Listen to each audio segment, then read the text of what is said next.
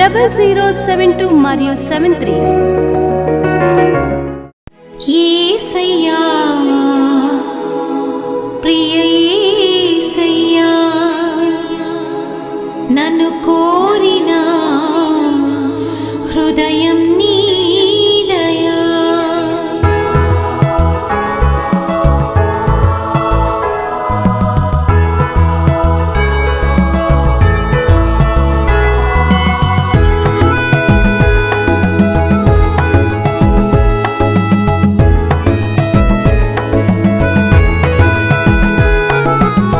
నిన్ను తెలుసుకొనుట నా ధన్యత, నిన్ను ఎరిగి ఉండుట నా యోగ్యత.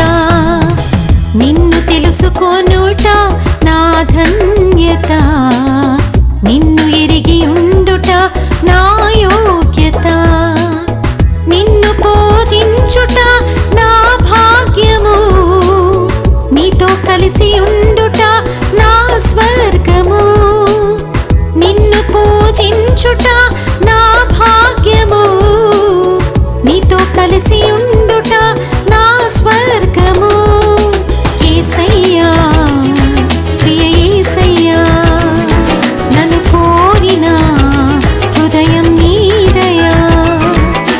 యేసయ్యా ప్రియ యేసయ్యా నన్ను కోరిన హృదయం నీదయా.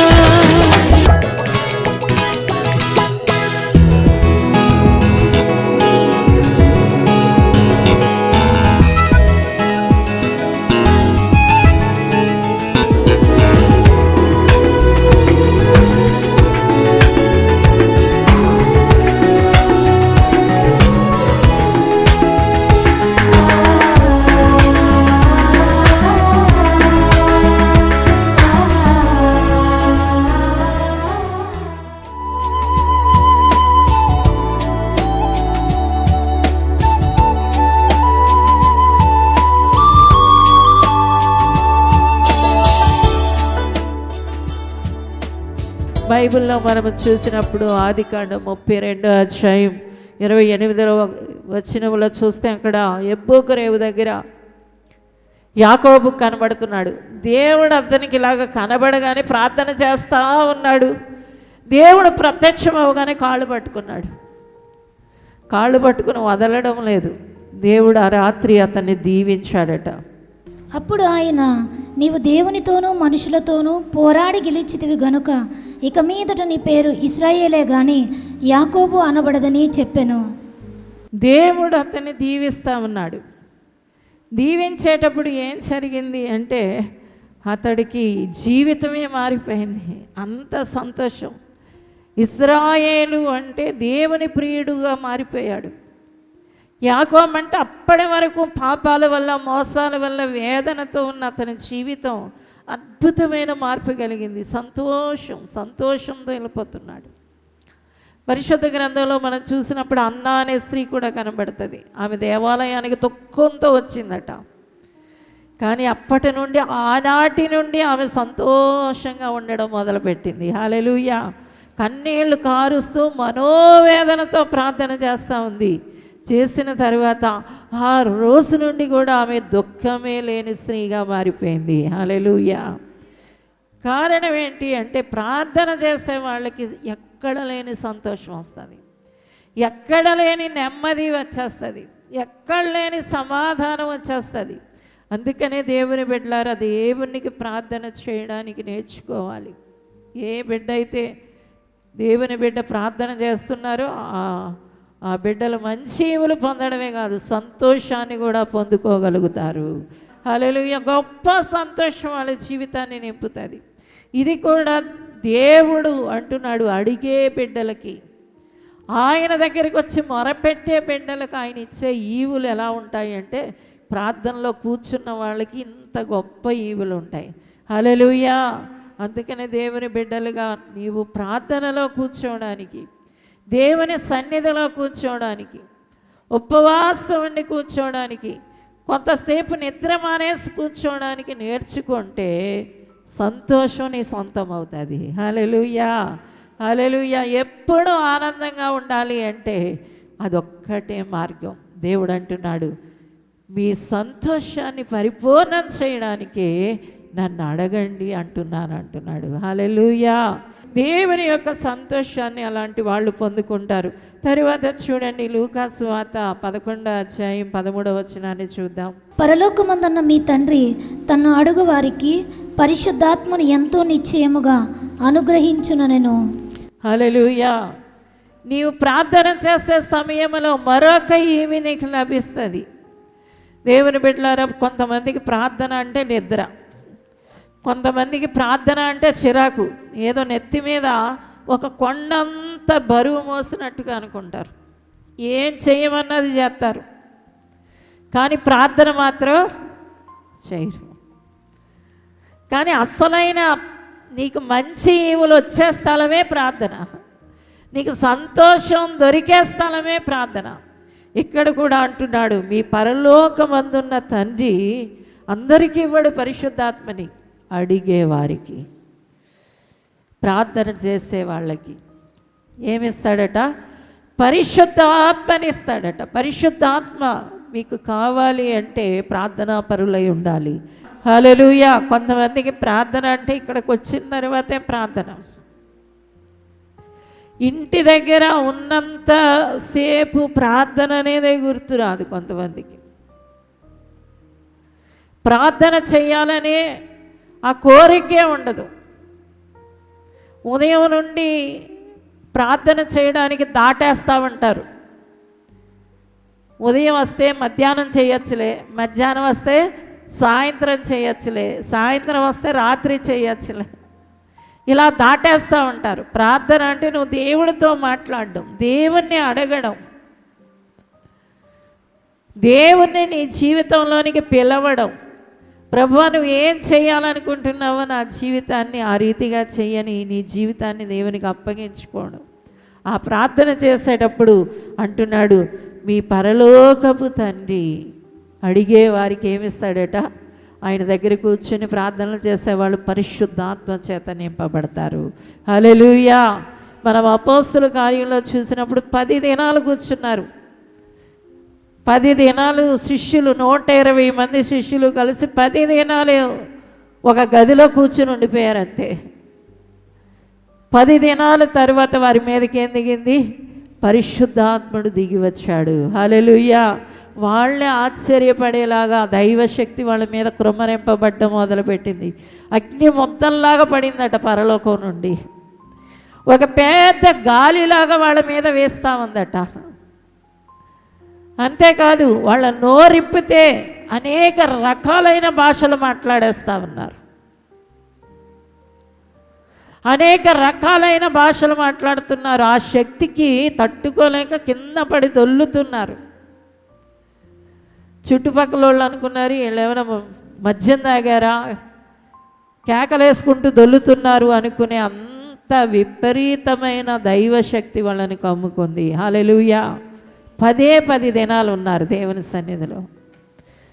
10 దినాలు ఉండేటప్పటికీ అలాంటి అద్భుత కార్యం జరిగిపోయింది.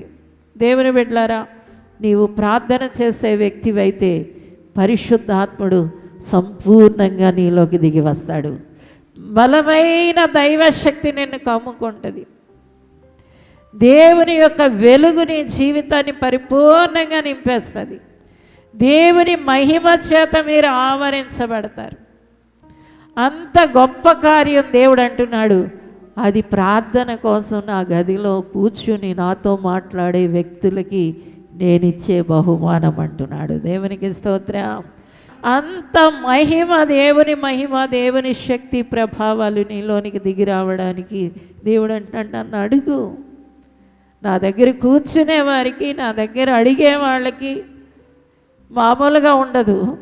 మంచి ఈవులన్నీ ఇవ్వబడతాయి, సంతోషం వాళ్ళకి ఇవ్వబడుతుంది.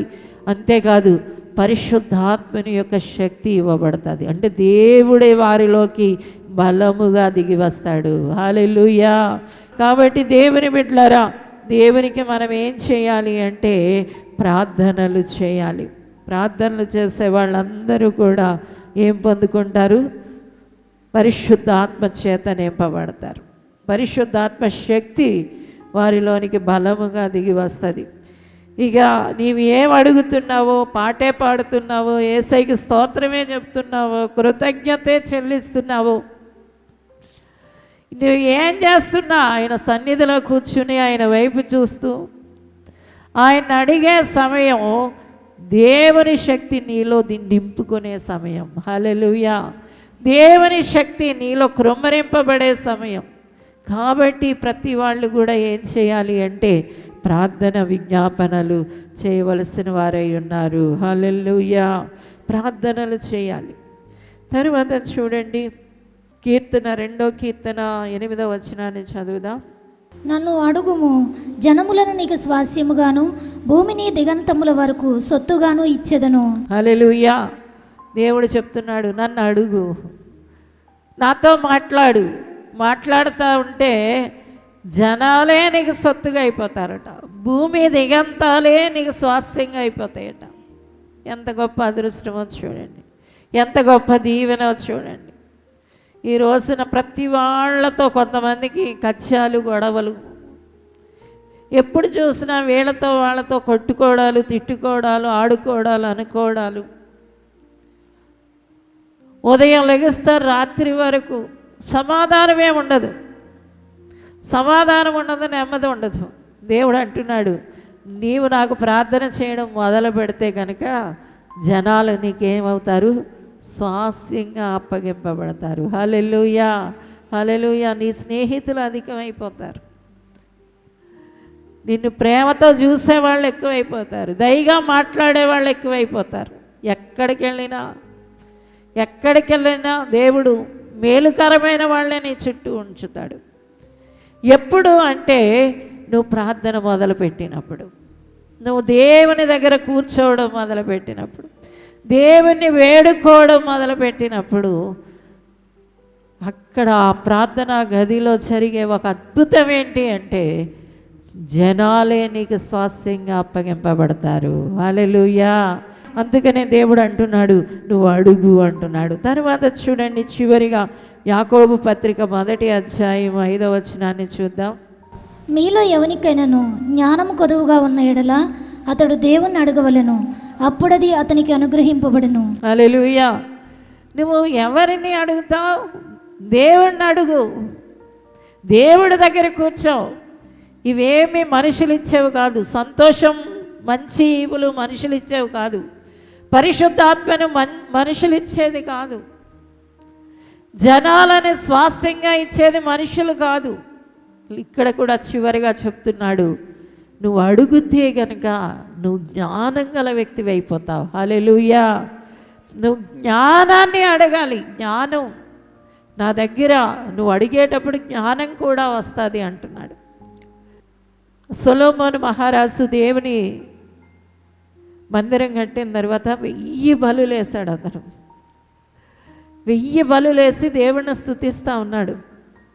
అప్పుడు నీకేం కావాలి అనగానే జ్ఞానం అన్నాడు. జ్ఞానము అనగానే దేవుడు ఏం చేస్తాడంటే జ్ఞానముతో పాటు అతనికి ఐశ్వర్యాన్ని, ఘనతని కూడా ఇచ్చేస్తాడట. ఎందుకంటే ప్రతి వాళ్ళు ప్రార్థనలోనికి నువ్వు వెళ్ళినప్పుడు, మొరపెడుతున్నప్పుడు, ప్రార్థనా గదిలో నువ్వు ఉన్నప్పుడు దేవుడు అడిగే ప్రశ్న ఏంటంటే నీకేం కావాలి? మనం ఏం చెప్పక్కర్లేదు, ఏం కావాలి అంటాడు. బైబిల్లో మనం చూసినప్పుడు ఎస్తేరు రాణి ఏం చేసిందంటే తన భర్త గారికి ఒక విందు చేసింది. అయ్యా విందుకు రండి అన్నది. విందుకు చేసినప్పుడు విందులో మంచి ఆహారాలన్నీ ఆయనకి పెడతా ఉంటే అతడు లేచి నిలబడ్డాడు. నిలబడి అంటున్నాడు, నీకు రాజ్యంలో సగం అడిగినా నేను నీకు ఇచ్చేస్తాను అంటున్నాడు. ఒక మనిషే అలా అంటే, హేరోదు కూతురు ఏం చేసిందంటే, హేరోదియా కూతురు రాజుగారి దగ్గర డ్యాన్స్ చేస్తే రాజుగారు సింహాసనం నుండి లెగిసి అంటున్నాడు, నువ్వు రాజ్యంలో సగం అడిగినా నేను నీకు ఇచ్చేస్తాను అంటున్నాడు. అంటే మనుషులే వాళ్ళ దగ్గర పొగిడినప్పుడు, వాళ్ళకి విందిచ్చినప్పుడు, వాళ్ళ దగ్గర నాట్యం చేసినప్పుడే వాళ్ళు ఏమంటున్నారు? నీకేం కావాలి అంటున్నారు. నువ్వు దేవుని పాదాల దగ్గర కూర్చొని అడుగుతా ఉంటే దేవుడు ఏమంటాడు? నీకేం కావాలి? హల్లెలూయా. అందుకని 1000 బలులు వేస్తాడట దేవునికి. ఈ రోజున క్రైస్తవులమైన మనకి బలి ఏంటి చెప్పండి? మన నాలుకే, మన స్తుతే దేవునికి బలి. హల్లెలూయా. స్తోత్రం చెబుతా కూర్చుంటే దేవుడు అడిగే ప్రశ్న ఏంటంటే నీకేం కావాలి? ఆయన తన బిడ్డలకి ఇచ్చే ఈవుల్లో ఒక అద్భుతమైన ఈవు ఏంటంటే జ్ఞానాన్ని ఇచ్చేస్తాడు. ఆ జ్ఞానవంతులు ఏం చేస్తారంటే ఎక్కడ ఎలా నడుచుకోవాలో, ఎక్కడ ఎలా మాట్లాడాలో, ఎక్కడ ఎలా ప్రవర్తించాలో ఇక ఎవ్వరూ చెప్పక్కర్లేదు. అందుకనే మన తెలుగులో ఒక సామెత ఉంది, చదువుకున్నవాడి కంటే చాకలోడు బెటర్ అని. ఏం చేస్తాడంటే ఈ చదువుకున్నవాడే సరిగా లెక్కలు చూడు, కానీ చాకలోడు బుర్రతో లెక్కలు పెట్టేస్తాడట. ఈ రోజున దేవుడు అంటున్నాడు, నీకు జ్ఞానం కలగ స్థలం ఎక్కడ అంటే నా ప్రార్థనా గది. హల్లెలూయా, హల్లెలూయా. మన ప్రార్థనా గదిలో కూర్చున్నప్పుడు ఇక ఆయన దగ్గర నుండి జ్ఞానం వస్తానే ఉంటుంది. ఆ ప్రార్థనా గది అనేది దేవుని బిడ్డలారా, అది ఒక మహిమగల స్థలం.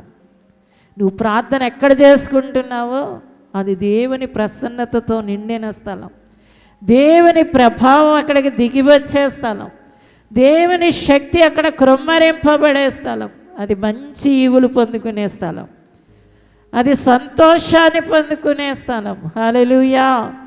ఏదైనా కూడా సాధించే స్థలం ఏది అంటే ప్రార్థనా స్థలం. కాబట్టి ప్రతి వాళ్ళు ఇది గమనించాలి. దేవుడు ఈవులు నీలోనికి వచ్చే స్థలం ఏంటి? ప్రార్థనా స్థలం. పరిశుద్ధాత్ముడు దిగి వస్తాడు, జ్ఞానం దిగి వస్తుంది. అంతేకాదు నీ చుట్టూ ఉన్న మనుషుల్ని నువ్వు ప్రభావితం చేసే ఆ శక్తి నీలో ఉంటుంది, ఆ మహిమ నీలో ఉంటుంది. వాళ్ళు నీ ద్వారా విడుదల పొందవలసిందే, మారవలసిందే. అందుకనే యేసయ్య అన్నాడు, తన దగ్గరే పెట్టుకున్న శిష్యులతో ఏం చెప్పాడంటే, ఇప్పటివరకు నా దగ్గర ఉన్నారు కదా, కూడానే పెట్టుకున్నాడు, ఇప్పుడు ఇద్దరిద్దరు ఊర్లోకి వెళ్ళండి అన్నాడు. వెళ్ళేటప్పటికి ఇంటింటికి వెళ్ళండి అన్నాడు. ఇంటింటికి వెళితే ఏం జరుగుతుంది అంటే ఆ ఇంట్లో ఉన్న దెయ్యాలు పారిపోతూ ఉన్నాయి, ఆ ఇంట్లో ఉన్న వారికి వెలుగు సమాధానం కలుగుతూ ఉంది, ఆ ఇంట్లో ఉన్న రోగులకి స్వస్థత కలిగిపోతూ ఉంది. ఎందుకంటే అప్పటి వరకు వాళ్ళు ఎక్కడ ఉన్నారు? యేసయ్య దగ్గర ఉన్నారు. దేవునికి స్తోత్రం. హల్లెలూయా. ఈ రోజున కూడా దేవుని బిడ్డగా నీవు ఆయనతో ఉండే సమయం నీకెంత ఆశీర్వాదకరమైనదో నువ్వు గమనించాలి, గుర్తించాలి. చాలామంది దేవుని దగ్గర ఉంటారు కానీ అందులో ఇంత శక్తి ఉందని, ఇంత సంతోషం ఉందని గ్రహించరు. అందుకని అదేదో పెద్ద కష్టంలాగా భావిస్తూ ఉంటారు. నువ్వు వెళ్ళి దేవుని దగ్గర కూర్చో, దేవుడు ఈ ఈవులన్నీ కూడా నీ జీవితంలోనికి సరఫరా చేస్తాడు. హల్లెలూయా. ఈ మంచి ఈవులతో నింపబడతావు, పరిశుద్ధ ఆత్మతో నింపబడతావు, సంతోషముతో నింపబడతావు, జ్ఞానముతో నింపబడతావు. ఇక మనుషులందరి దయలో అందరినీ కలిగి అందరినీ ప్రభావితం చేస్తూ ఆ వెలుగులోకి అందరినీ నడిపిస్తూ నువ్వు మంచిగా ఉండగలుగుతావు. ఏదో ఆదివారం గుడికి వచ్చినప్పుడు, శుక్రవారం ప్రార్థనకు వచ్చినప్పుడే ప్రార్థన అనుకుంటున్నాను, లేకపోతే ఉదయకాలం లేచి ఒక 5 నిమిషాలు, లేకపోతే రాత్రి పడుకునేటప్పుడు ఒక 5 నిమిషాలు నీ జీవితాన్ని ప్రార్థనగా మార్చుకోగలిగితే, సమయమనక ప్రార్థన చేయగలిగితే, ప్రార్థన కంటూ ఒక ప్రత్యేకమైన సమయాన్ని నువ్వు కేటాయించగలిగితే, దేవుడి దగ్గర ఉంటున్నాను, అక్కడ దేవుడు నాకు దీవెనలు ఇస్తున్నాడు అని నువ్వు గ్రహింపుతో దేవుడి సన్నిధిలో కూర్చోగలిగితే అద్భుతమైన దీవెనలు పొందుకుంటారు. నీ దగ్గర కూర్చుంటాను, నీతో మాట్లాడుతాను, నీతో ముచ్చటిస్తాను. అది నువ్వు నవ్వుకునే సమయంగా దేవుడు చేసేస్తాడు. అందులో గొప్ప ఆనందం నీకు దొరుకుతుంది, గొప్ప ఆనందం. ప్రార్థనలో గొప్ప ఆనందం నువ్వు పొందుకుంటావు, మంచి వాటిని పొందుకుంటావు. నాకు మంచివి కావాలనుకుంటున్నావు కానీ ప్రార్థన చేయడం లేదు. నువ్వు ప్రార్థన చేస్తే ఎక్కడ చెడు అనేది జరగదు, కానిది అనేది నీ దగ్గరికి రాదు. మంచి వాటిని పొందుకుంటాం, మంచి వాటిని. దేవుడు ప్రతిష్ఠించిన సమయంలో మీరు ఉండండి. ప్రభు నీ దగ్గర ఉంటానయ్యా, ఆత్మస్వరూపి అయిన నీ దగ్గర ఉంటానయ్యా. నా బాహ్య నేత్రాలు మూసుకుని అంతరంగ నేత్రాలు తెరిచి నీ వైపు చూస్తూ నీతో మాట్లాడతానయ్యా. గుడికి వచ్చినప్పుడే కాదు ప్రార్థన, నా ఇంట్లో కూడా ఒక ప్రత్యేకమైన సమయం పెట్టుకొని ప్రత్యేకమైన స్థలం పెట్టుకొని ప్రార్థన చేస్తానయ్యా. ప్రార్థన చేయడానికి నన్ను ఆశీర్వదించండి ప్రభా. వ్యక్తిగతంగా ప్రార్థన చేస్తాను, ఉపవాస ప్రార్థన చేస్తాను, కుటుంబ ప్రార్థన చేస్తాను, జాగర ప్రార్థన చేస్తాను. నన్ను బలపరచండి అయ్యా. ప్రార్థన చేస్తాను, నీ పాదాల దగ్గర కూర్చుంటానయ్యా. పాదాల దగ్గర కూర్చుంటానయ్యా. నీ పాదాలకు మొరపెడతానయ్యా. పాదాలు పట్టుకొని మొరపెడతానయ్యా. ఏం మాట్లాడాలో చేత కాదు నీకు, ఏం అడగాలో చేత కాదు, నువ్వేం చెయ్యక్కర్లేదు. ఆయన పాదాల దగ్గర కూర్చో. నీలోనికి దైవ ఈవులు వస్తూనే ఉంటాయి. ఆ సమయమే అది ఫలవంతమైన సమయం, అది ఆశీర్వాదకరమైన సమయం, నీ జీవితం మహిమతో నిండుకునే సమయం. ఆ సమయం అందరూ తీర్మానం చేయండి. అద్భుతమైన ప్రార్థనా జీవితంలో నువ్వు కంటబడాలని దేవుడు కోరుకుంటున్నాడు. ఎందుకంటే నీ ఆశీర్వాదాలు పెరగాలి, నీ దీవెన పెరగాలి, నువ్వు ఇంకా మంచి వాటిని పొందాలి, శ్రేష్టమైన ఈవులను పొందుకోవాలి, ఇంకా జ్ఞానాన్ని పొందుకోవాలి, ఇంకా పరిశుద్ధాత్మ శక్తిని పొందుకోవాలి, ఇంకా నీ జీవితం సమాధానంగా సంతోషంగా నెమ్మదిగా గడిచిపోవాలి. నీ చుట్టూ ఉన్న వ్యతిరేకతలన్నీ కాల్చబడాలి. అందుకనే దేవుడు నీతో మాట్లాడుతున్నాడు. ప్రార్థన చెయ్యమ్మా, ప్రార్థన చేయి నాన్న, ప్రార్థన చేయండి. ప్రార్థనకి సమయం ఇవ్వండి, ప్రభుతో కూర్చోడానికి సమయం ఇవ్వండి. నీ జీవితం అద్భుతంగా మార్చబడుతుంది. పరిశుద్ధమైన తండ్రి, నమ్మకమైన మా దేవా, నీకు వందనాలయ్యా. నీకు మొరపెట్టు వారందరికీ నువ్వు సమీపంగా ఉన్నావు ప్రభా, సమీపంగా ఉన్నావు ప్రభా. ఈ కృతజ్ఞతలు చెల్లిస్తున్నాం తండ్రి. ఈ సన్నిధిలో ఎవరైతే మొరపెట్టేవారిగా, ఈ పాదాల దగ్గర కూర్చునేవారిగా, అయ్యా నీ వైపు చూసేవారిగా, నిన్ను స్తుతించేవారిగా, నీతో మాట్లాడేవారిగా, ముచ్చటించేవారిగా, వారి సమయాన్ని ప్రతిదినం కొంత ఇవ్వడానికి ఇష్టపడుతున్న నీ బిడ్డలను బట్టి నీకు వందనాలు చెల్లిస్తున్నాను. అయ్యా తండ్రి, వాక్యం వింటున్న ప్రతి బిడ్డకెట దీవెన దయచేయండి అయ్యా. ప్రార్థనలో కట్టబెడుదురుగాక, ప్రార్థనాత్మ చేత నింపబడుదురుగాక, నీకు ప్రార్థన చేయాలి అనే ఆశ వారిలో రగులునుగాక, ఆ మంట అందరిలో పుట్టనుగాక. ప్రార్థనకు వచ్చే అడ్డులు, అడ్డంకాలు, అభ్యంతరాలు యేసునామమున కొట్టివేయబడునుగాక. నీ యొద్ద అడగడానికి నీ బిడ్డల్ని బలపరచండి అయ్యా. నీ ఆత్మ చేత నడిపించండి నాయన. నీ ఆత్మాభిషేకాన్ని క్రమరించండి నాన్న. ప్రార్థనా విజయాలు నీ బిడ్డలు పొందుకొందురుగాక, ప్రార్థనా విజయాలు పొందుకొందురుగాక. ఆశీర్వదించండి నాయన.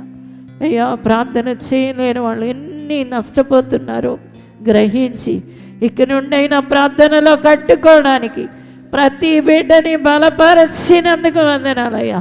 నీ బిడ్డలు శ్రేష్టమైన ఈవులతో నింపబడుదురుగాక, పరిశుద్ధాత్మతో నింపబడుదురుగాక, పరిపూర్ణమైన సంతోషాన్ని పొందుకుందురుగాక. ఆశీర్వదించండి నాన్న, ఆశీర్వదించండి. జ్ఞానము కలుగునుగాక అయ్యా. జనాలను సమాధానముతో అనేకుల్ని ప్రభావితం చేసే శక్తివంతులుగా యేసు నామమున నిలబడుదురుగాక. ఆశీర్వదించండి, దీవించమని యేసు నామమున అడుగుచున్నాము తండ్రి. ఇది కుటుంబ ఆశీర్వాద కూడిక. ఇక్కడ మేము మా కుటుంబాలను కట్టుకున్నాం. మరి మీరు? అయితే ప్రతి శుక్రవారం రాజమహేంద్రవరంలో జరిగే ఈ కుటుంబ ఆశీర్వాద కూడికలో పాల్గొనండి. ఈ కూడిక జరుగు స్థలం దహించు అగ్ని ఆడిటోరియం, నటరాజ్ థియేటర్, రాజమహేంద్రవరం. సికింద్రాబాద్ లో దహించు అగ్ని అద్భుత అసాధారణ కూడిక ప్రతి శనివారం సాయంత్రం 5 గంటల నుండి ప్రారంభించబడును. స్థలం SPG church ground, alpha hotel వెనుక, సికింద్రాబాద్. మరిన్ని వివరాలకు 9494940074 మరియు 75. రాజమహేంద్రవరంలో దహించు అగ్ని అభిషేక ఆదివారపు ఆరాధన ఇప్పుడు ప్రతి ఆదివారం ఉదయం 9:30 నుండి ప్రారంభించబడును. తప్పక పాలు పొందండి, దైవిక ఆశీర్వాదం పొందండి.